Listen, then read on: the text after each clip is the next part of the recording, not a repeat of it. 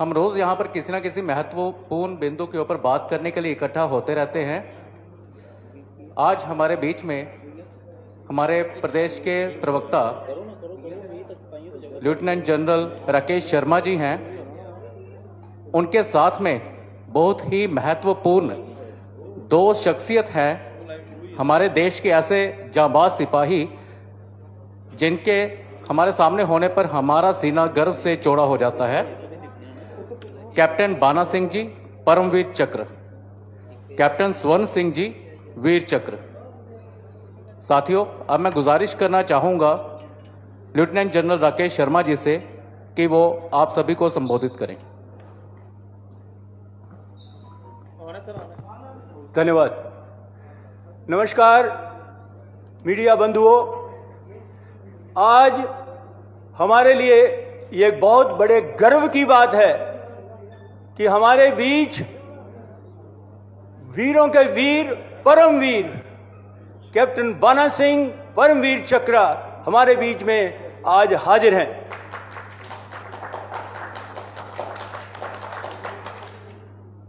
Captain बाना सिंह वो एक शख्सियत हैं जो एक लिविंग लेजेंड है, जो वो सिर्फ जम्मू कश्मीर के लिए नहीं पूरे भारतवर्ष का गर्व है।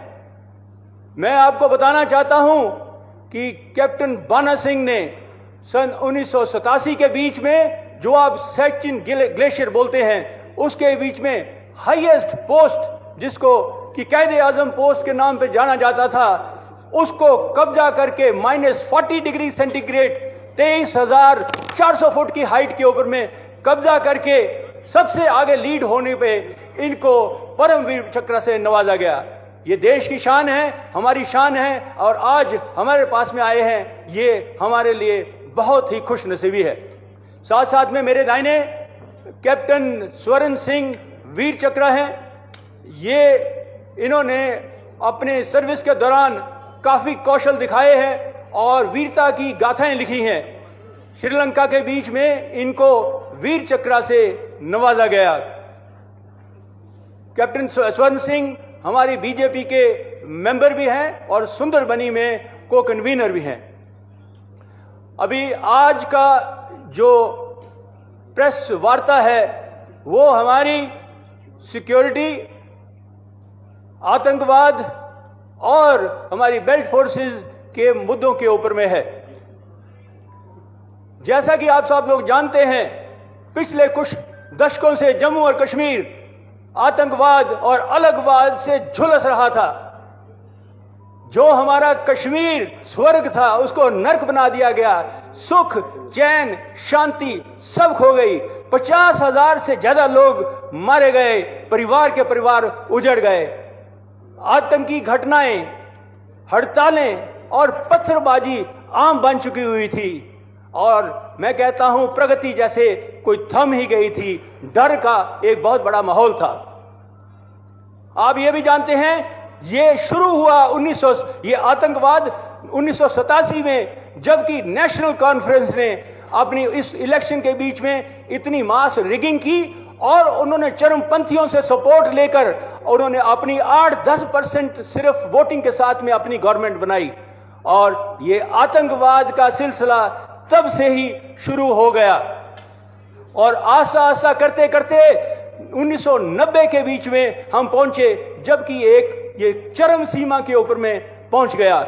मुझे याद आता है कि ये जो कश्मीर छोड़ो एक 1947 में उमर साहब के दादा ने बोला था और उसके बाद में 1990 के बीच में कश्मीर छोड़ो एक इनडायरेक्ट फॉर्म के बीच में वहां पर फारूक अब्दुल्ला साहब, उनके पिताजी ने यह किया। ये उनकी एक मिली भगत सी थी जिनका उन्होंने अपना मुंह मोड़ सा लिया हुआ था। जैसा कि आप जानते हैं कि ऐसा माहौल बनाया गया 1990 के बीच में कि हमारे कश्मीरी पंडित भाई जो वहां पर थे उनके ऊपर में अत्याचार किया गया। जैसे कि आप जानते हैं टीकालाल टपलू, नीलकंठ गंजू और कितने ही अनगिनत उनकी हत्याएं की गई, मर्मम हत्याएं की गई। हमारी बहन गिरिजा टिक्कू और कितनी कश्मीरी महिलाओं का मैं कहता हूं शोषण किया गया। और ऐसा धीरे धीरे करके ये माहौल बनता गया कि आपने देखा ये सब तब हुआ जबकि सेंटर के बीच में यूपीए की गवर्नमेंट थी और नेतृत्व उसका कांग्रेस का था और यहां पर नेशनल कॉन्फ्रेंस की गवर्नमेंट थी।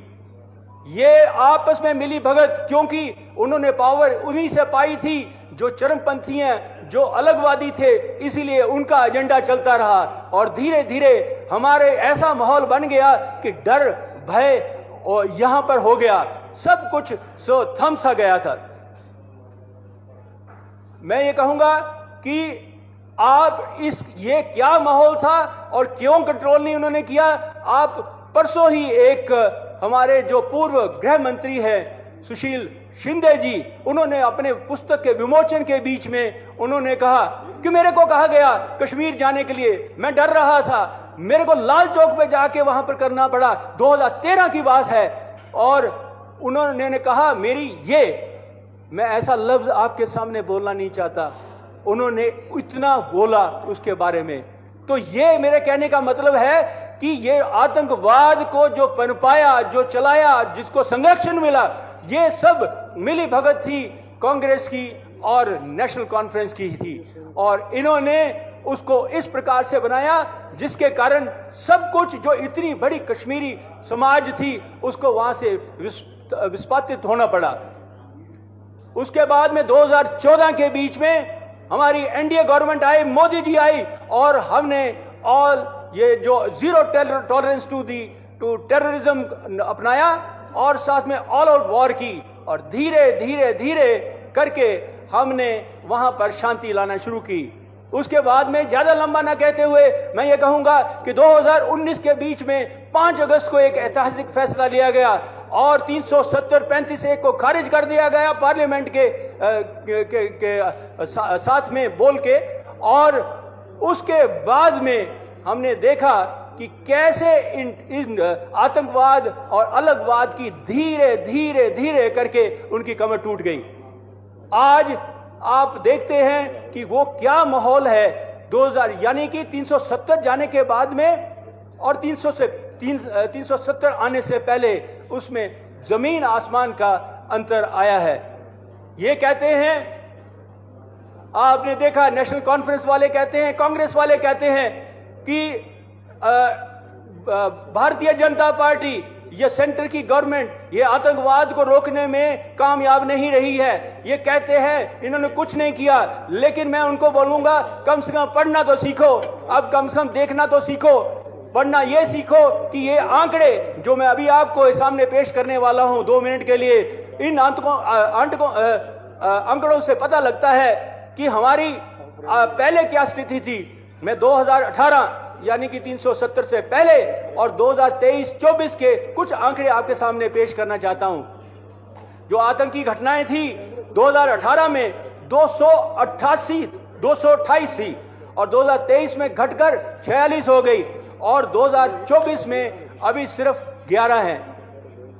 ये साथ में जो एनकाउंटर हुए वो भी एनकाउंटर अगर मैं कहूं 199 थे और वो घट के 46 और आज 2024 में सिर्फ 24 रह गए हुए हैं।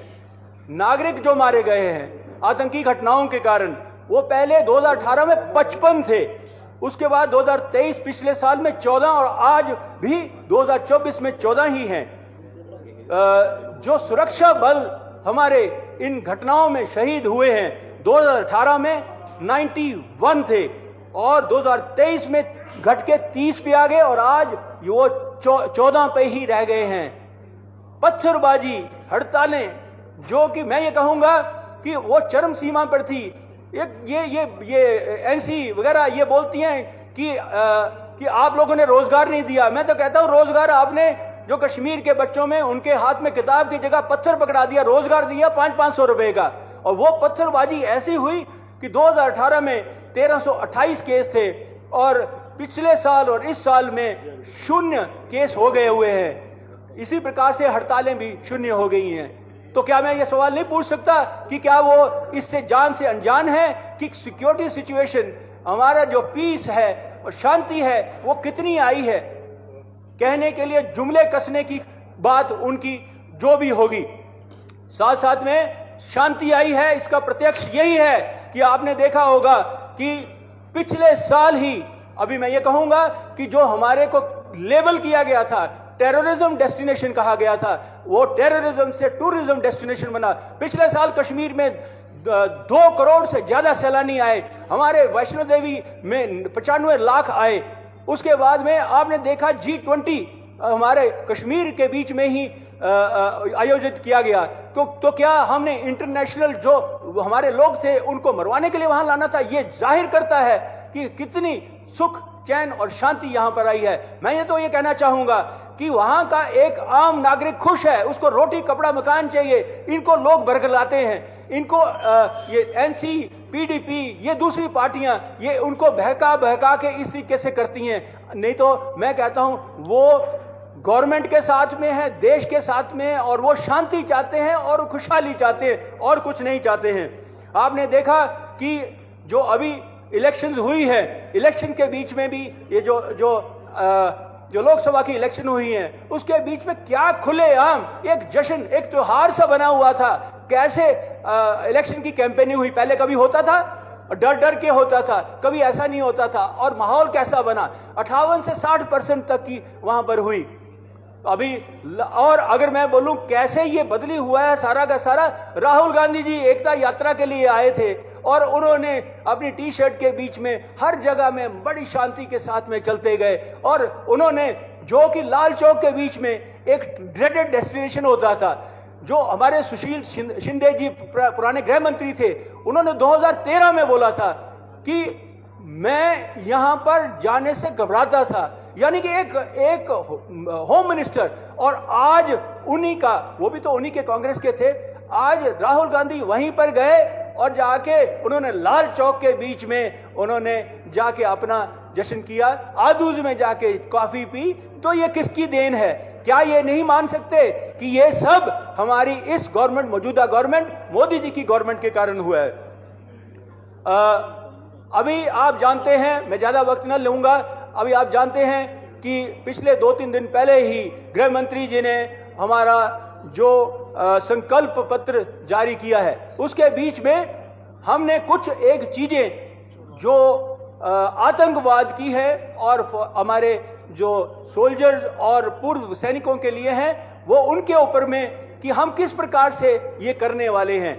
सबसे पहला तो हमारे संकल्प पत्र में दिया हुआ है, जो आप लोगों ने देखा है, कि हम आतंकवाद और अलगवाद को जड़ से खत्म कर देंगे।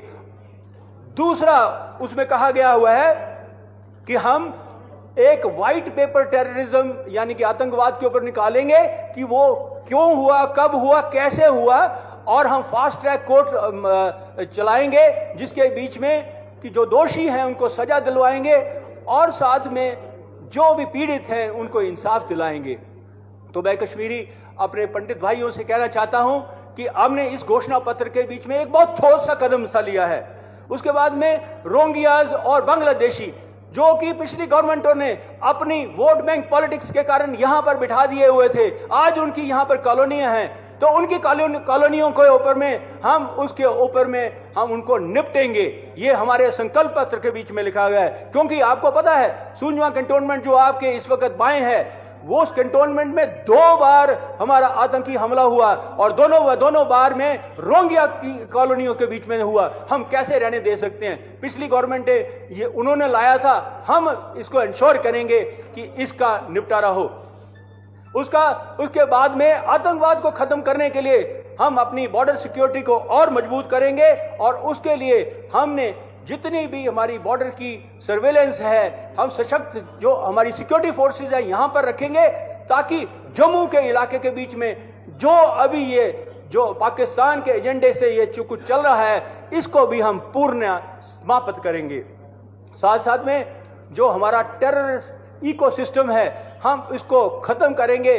कोई भी सिंपथाइजर, कोई भी उनका जो उनके साथ में है, OGW है, उनको हम यहां पर रहने नहीं देंगे। अगला है जो हमने अपने घोषणा पत्र में कहा है, VDGs को हम और सशक्त बनाएंगे।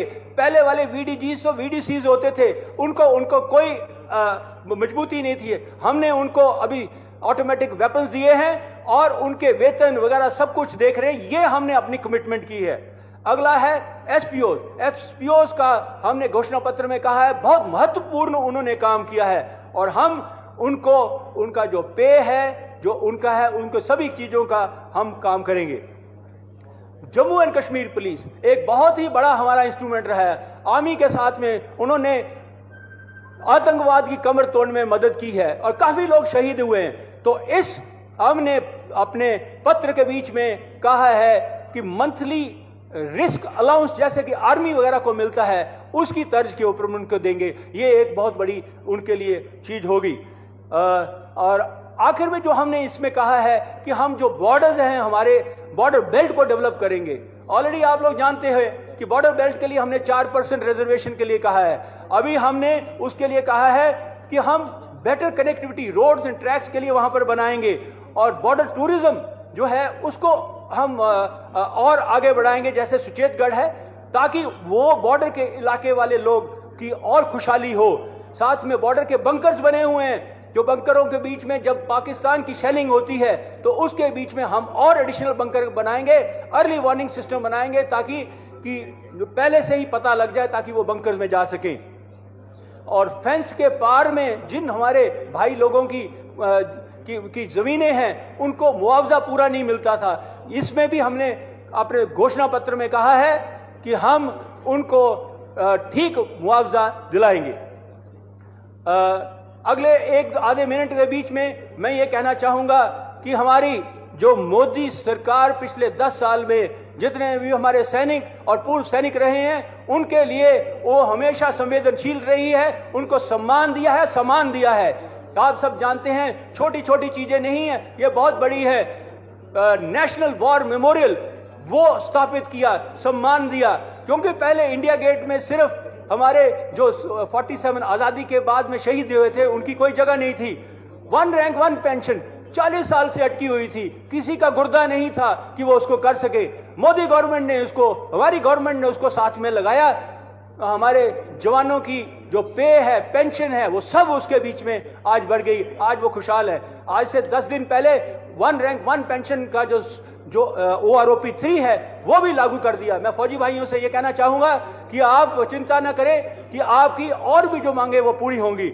आपने देखा होगा कि साथ साथ में मौजूदा गवर्नमेंट ने, मोदी जी ने मॉडर्नाइजेशन ऑफ डिफेंस फोर्सेस की है, साथ में मेक इन इंडिया की पॉलिसी चलाई है। और उससे बड़ी चीज जो मैं कहना चाहूंगा आपको कि एक स्ट्रांग पॉलिटिकल नेशनल सिक्योरिटी के लिए विल दिया है। जो हमारे बंधे हुए हाथ होते वो फौजियों के खोल दिए। और आपने देखा पाकिस्तान के साथ में जब उसने एक शरारती हरकत की, उड़ी में जाके उड़ी को सर्जिकल स्ट्राइक किया, जब पुलवामा किया, हमने जाके अंदर बालाकोट में जाके 50 किलोमीटर अंदर जाके घुस के पाकिस्तान को मारा।